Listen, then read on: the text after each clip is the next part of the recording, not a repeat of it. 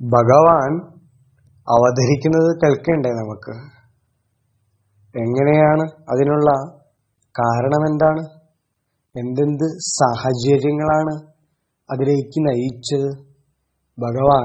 ഭഗവാന്റെ വീടായിട്ടുള്ള ഭഗവാന്റെ ധാമമായ ആ ഗോലോക വൃന്ദാവനത്തിൽ നിന്നും, ആ വൈകുണ്ഠധാമത്തിൽ നിന്നും ഭൂമിയിലേക്ക് അവതരിക്കുവാനുണ്ടായ കാരണവും കഥയും കേൾക്കണ്ടേ നിങ്ങൾക്ക്? ആ കഥയും ആ സംഭവവും അതിനുണ്ടായിട്ടുള്ള കാരണങ്ങളും പറയാം. കേട്ടോളൂ, ശ്രദ്ധിച്ചു കേൾക്കണേ, ഭക്തിയോടെ കേൾക്കണം.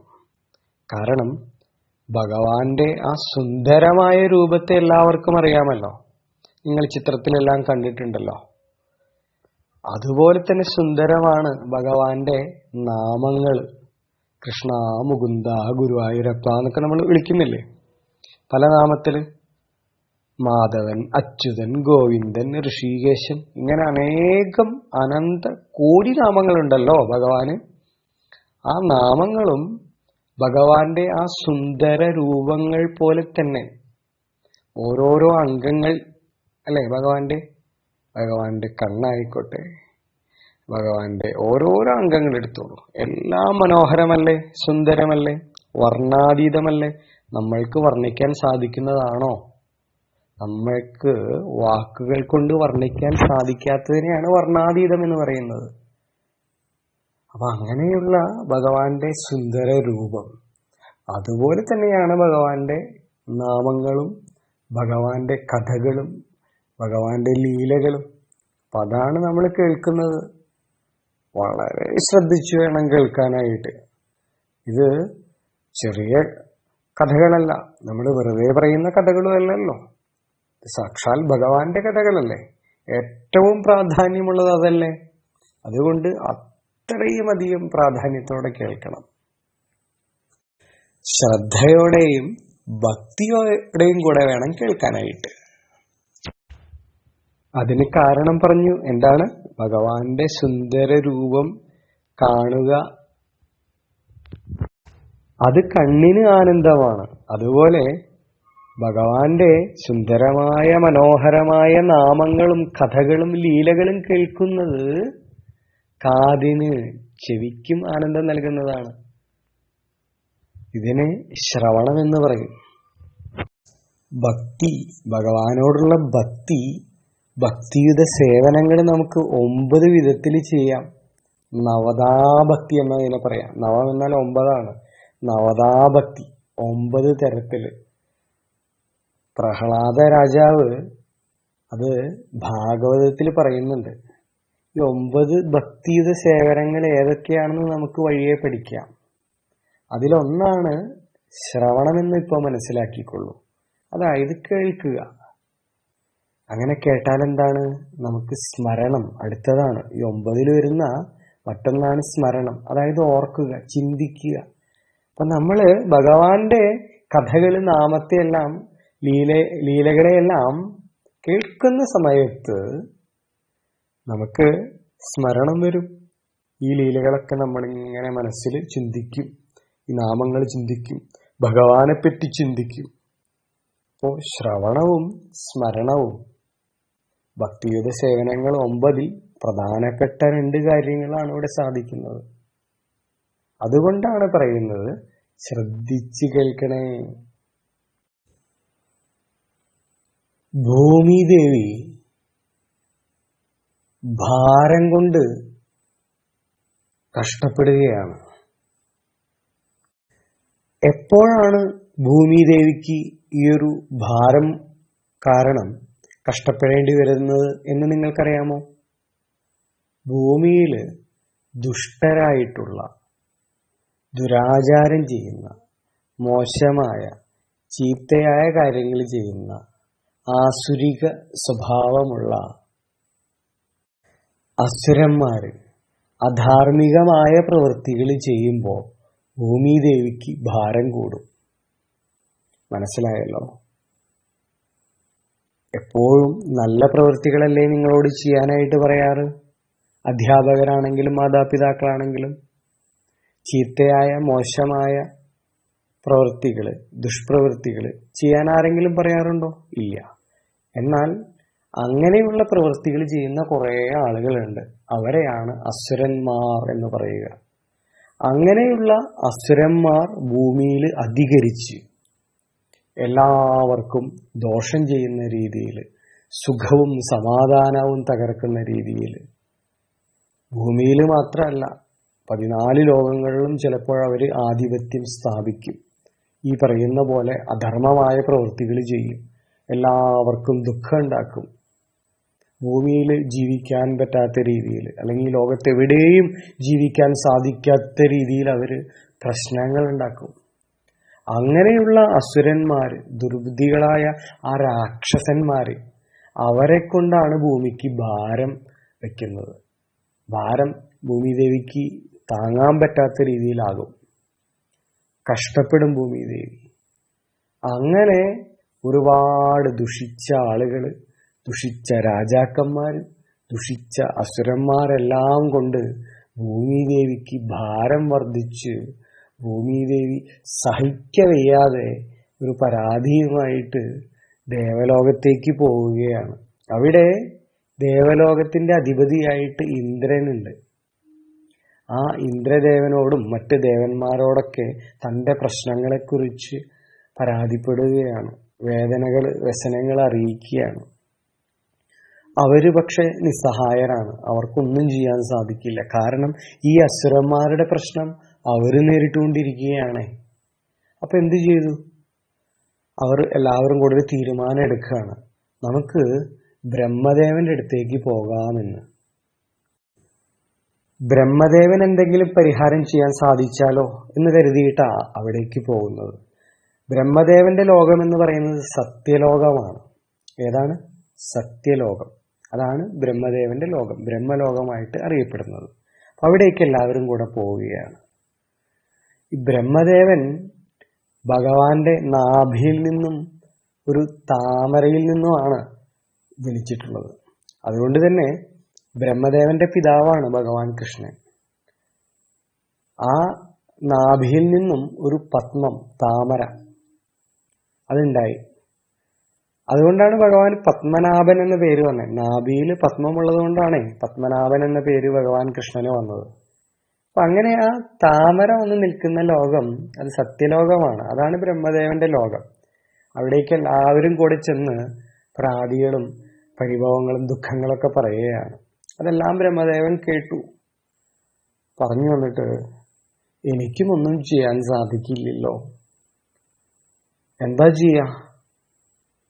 ഇവിടെയും ആ പ്രശ്നങ്ങളുണ്ട്, ഈ അസുരന്മാരുടേതായത്. കാരണം ഇയാള് 14 ലോകങ്ങളിലും പ്രശ്നം ഉണ്ടാക്കുന്നവരാ ഇത്തരക്കാര്. ഈ അസുരന്മാരെ ഒന്നും രണ്ടുമല്ല, കംസൻ തുടങ്ങി അനേകം അസുരന്മാര്, ദുഷ്ടരാജാക്കന്മാരൊക്കെ ഉണ്ട് എന്ന് പറഞ്ഞല്ലോ.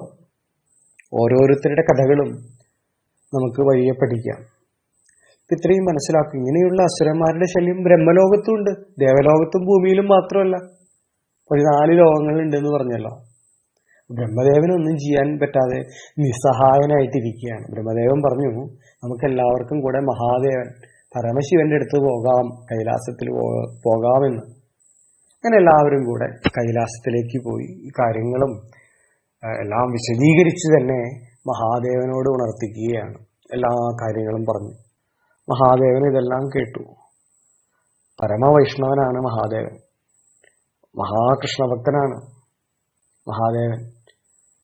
ആ ഭഗവാൻ പറഞ്ഞു, ഇതിന് പരിഹാരം കാണാൻ സാക്ഷാൽ ശ്രീഹരി വിഷ്ണുവിന്, കൃഷ്ണനെ സാധിക്കും. നമുക്ക് ഭഗവാന്റെ ധാമമായ വൈകുണ്ഠത്തിലേക്ക് പോകാം, ഭഗവാനോട് നമ്മുടെ പ്രശ്നങ്ങളൊക്കെ ഉന്നയിക്കാം. എല്ലാം അവിടുന്ന് ആ കൃഷ്ണൻ പരിഹരിച്ചുകൊള്ളും. നമുക്ക് അവിടേക്ക് പോകാം. അങ്ങനെ എല്ലാവരെയും കൂട്ടി മഹാദേവനും ബ്രഹ്മദേവനും ഭൂമിദേവിയും ദേവന്മാരെല്ലാവരും ഭഗവാന്റെ വൈകുണ്ഠധാമത്തിലേക്ക് പോവുകയാണ്. ആ വൈകുണ്ഠധാമത്തില് ഭഗവാൻ അങ്ങനെ ആനന്ദ സ്വരൂപനായിക്കൊണ്ട്, അനന്തശായിയായിക്കൊണ്ട് ഭഗവാൻ അങ്ങനെ യോഗനിദ്രയിലിരിക്കുകയാണ്. എല്ലാ ദേവന്മാരും കൂടി ഭഗവാനെ സ്തുതിക്കുകയാണ് പുരുഷ സൂക്താദി സൂക്തങ്ങളെ കൊണ്ട്. ഒരുപാട് കീർത്തനങ്ങളൊക്കെ ഉണ്ടല്ലോ ഭഗവാന്റെ. അതുപോലെയുള്ള ഒരു വേദസൂക്തമാണ് ഈ പുരുഷ സൂക്തം. അത് ഭഗവാന് പ്രിയപ്പെട്ടതാണ്. ആ പുരുഷ സൂക്തം കൊണ്ട് ഭഗവാനെ സ്തുതിക്കുകയാണ് എല്ലാ ദേവന്മാരും കൂടെ. ഭഗവാൻ സംപ്രീതനായിക്കൊണ്ട് സന്തോഷത്തിൽ ഉണർന്നു. എന്താണ് കാര്യമെന്ന് ചോദിക്കുന്നു. എല്ലാ കാര്യങ്ങളും ഇവർ അവതരിപ്പിക്കുകയാണ്. പ്രശ്നങ്ങളൊക്കെ പറഞ്ഞു. ഭഗവാൻ അത് കേട്ടു. ഭഗവാൻ പറഞ്ഞു, തീർച്ചയായിട്ടും എത്രയും പെട്ടെന്ന് തന്നെ ലോകത്തിന്റെ ഈ പ്രശ്നങ്ങളൊക്കെ തന്നെ ഇല്ലാതാക്കി നന്മ വരുത്താനായിട്ട് ഭഗവാൻ അവതരിക്കാമെന്ന് വാക്കുകൊടുക്കുകയാണ് എല്ലാ ദേവന്മാർക്കും. ഞാൻ തിരിച്ചു വന്ന് ധർമ്മത്തെ പുനഃസ്ഥാപിച്ചുകൊള്ളാം എന്ന് ഭൂമിദേവിക്കും വാക്കുകൊടുക്കുകയാണ് ഭഗവാൻ. ഭഗവാൻ ഭഗവത്ഗീതയില് വാക്ക് കൊടുത്തിട്ടുണ്ട്. എപ്പോഴെല്ലാം ധർമ്മത്തിന് ഗ്ലാനി സംഭവിക്കുന്നുവോ, അധർമ്മത്തിന് ഉയർച്ചയുണ്ടാകുന്നുവോ, അങ്ങനെയുള്ള സമയത്തെല്ലാം അധർമ്മത്തെ ഇല്ലാതാക്കി ധർമ്മത്തെ പുനഃസ്ഥാപിക്കാൻ, രക്ഷിക്കാൻ ഭഗവാൻ അവതരിച്ചു കൊള്ളാമെന്ന് ഭഗവാൻ നമുക്ക് വാക്ക് തന്നിട്ടുണ്ട്. അതുകൊണ്ട് തന്നെ തീർച്ചയായും ഭഗവാൻ ആ വാക്ക് പാലിക്കും. പറഞ്ഞത് നിങ്ങൾക്ക് മനസ്സിലായോ? എന്താണ് ധർമ്മം?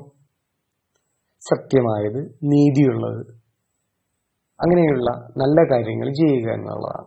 അധർമ്മമോ, ചെയ്യാൻ പാടില്ലാത്ത, അരുതാത്ത, തെറ്റായ, ചീത്തയായ, മോശമായ പ്രവൃത്തികളെയാണ് അധർമ്മം എന്ന് പറയുക. അപ്പൊ ഇങ്ങനെ മനസ്സിലാക്കൂ. അപ്പൊ അങ്ങനെയുള്ള ദുഷ്പ്രവൃത്തികളെ എല്ലാം ഇല്ലായ്മ ചെയ്ത് സത്തായിട്ടുള്ള, സത്യമായിട്ടുള്ള, നല്ലതായിട്ടുള്ള കാര്യങ്ങളെ, സുഖപ്രദമായിട്ടുള്ള, സന്തോഷപ്രദമായിട്ടുള്ള കാര്യങ്ങളെ വീണ്ടും സ്ഥാപിക്കാനായിട്ട് ഭഗവാൻ ഭൂമിയിലേക്ക് വന്ന് അവതരിക്കാം എന്ന് വാക്കുകൊടുക്കുകയാണ്. എല്ലാവർക്കും സന്തോഷമായി. എല്ലാവരും ഇനി ഭഗവാന്റെ ആ വാക്ക് എപ്പോഴാണ് സത്യമാവുക, എപ്പോഴാണ് ഭഗവാൻ അവതരിക്കുക എന്നത് മനസ്സിലിങ്ങനെ ചിന്തിച്ചുകൊണ്ട് എല്ലാവരും അവരവരുടെ സ്വസ്ഥാനങ്ങളിലേക്ക് തിരിച്ചു പോവാണ്. ശിവൻ കൈലാസത്തിലേക്കും, അതുപോലെ ബ്രഹ്മദേവൻ സത്യലോകത്തേക്കും, ഇന്ദ്രദേവൻ തുടങ്ങിയ ദേവന്മാരെല്ലാം സ്വർഗലോകത്തേക്കും, അതുപോലെ ഭൂമിദേവിയുടെ സ്വസ്ഥാനത്തേക്കും മടങ്ങുകയാണ്. അങ്ങനെ ഭഗവാന്റെ ആ വാക്ക് അത് എപ്പോ സത്യമാകും എന്നുള്ള ആകാംക്ഷയോടുകൂടി ആ ഒരു സുദിനത്തിനായിട്ട്, ഭഗവാന്റെ അവതാരത്തിനായിട്ട് അവരങ്ങനെ കാത്തിരിക്കുകയാണ് സന്തോഷത്തില്. അങ്ങനെ ഭഗവാൻ ദുഷ്ടന്മാരെ ഇല്ലായ്മ ചെയ്യാൻ, അസുരന്മാരെ, രാക്ഷസന്മാരെ ഇല്ലായ്മ ചെയ്ത് സന്തോഷത്തെയും സമാധാനത്തിനെയും ഐശ്വര്യത്തെയും അഭിവൃദ്ധിയെയും ധർമ്മത്തെയും പുനഃസ്ഥാപിക്കാൻ ഭഗവാൻ അവതരിക്കാൻ പോവുകയാണ്. ഭഗവാന്റെ കഥകള്, ലീലകള് കേൾക്കുന്നതിന് മുൻപ് നമുക്ക് ഭഗവാനെ ഒന്ന് പാടി പുകഴ്ത്തിയാലോ? ശ്രുതി ചേർന്നില്ലെങ്കിലും, സംഗീതം ചേർന്നില്ലെങ്കിലും ഭക്തിരസം ചേരണേ. നന്നായി ഭക്തിയോടെ എത്തിച്ചെല്ലണേ. ചൊല്ലാം.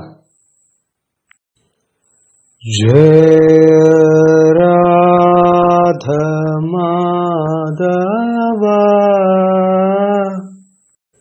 കുഞ്ച ബിഹാരി, ജയ രാധ മാധവ കുഞ്ച ബിഹാരി, ജയ ഗോപി ജനവല്ലഭ ഗിരിവരധാരി, ജയ ഗോപി ജനവല്ലഭ ഗിരിവരധാരി, യശോദനന്ദന വ്രജ ജനരഞ്ജന, യശോദനന്ദന വ്രജ ജനരഞ്ജന, യശോദനന്ദന ഭജ ജനരഞ്ജന യശോദനന്ദന ഭജ ജനരഞ്ജന യശോദനന്ദന ഭജ ജനരഞ്ജന യമുനാ തീരവനചാരി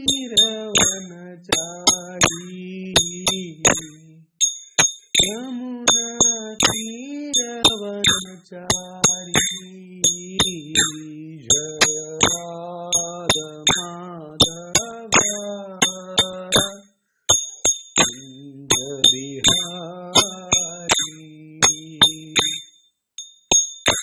ഹരേ കൃഷ്ണ ഹരേ കൃഷ്ണ കൃഷ്ണ കൃഷ്ണ ഹരേ ഹരേ ഹരേ രാമ ഹരേ രാമ രാമ രാമ ഹരേ ഹരേ ഹരേ കൃഷ്ണ ഹരേ കൃഷ്ണ കൃഷ്ണ കൃഷ്ണ ഹരേ ഹരേ ഹരേ രാമ ഹരേ രാമ രാമ രാമ ഹരേ ഹരേ. സംഗീതം പഠിച്ച കുട്ടികൾ നന്നായി ശ്രുതിയും ലയവും ചേർത്തെല്ലാം പാടുക. ഇല്ലെങ്കിൽ ഇതിൽ ഏറ്റവും പ്രധാനമായിട്ടുള്ളത് ഭക്തിയോടുകൂടെ അക്ഷരങ്ങൾ തെറ്റാതെ കൃഷ്ണനെ മനസ്സിൽ ധ്യാനിച്ചുകൊണ്ട് പാടുക എന്നതാണ്. അപ്പം അങ്ങനെ ഭഗവാനെ നമ്മൾ പാടി സ്തുതിച്ചു. ഇനി ഭഗവാന്റെ അവതാരം മുതലുള്ള കഥകൾ നമുക്ക് കേൾക്കാം.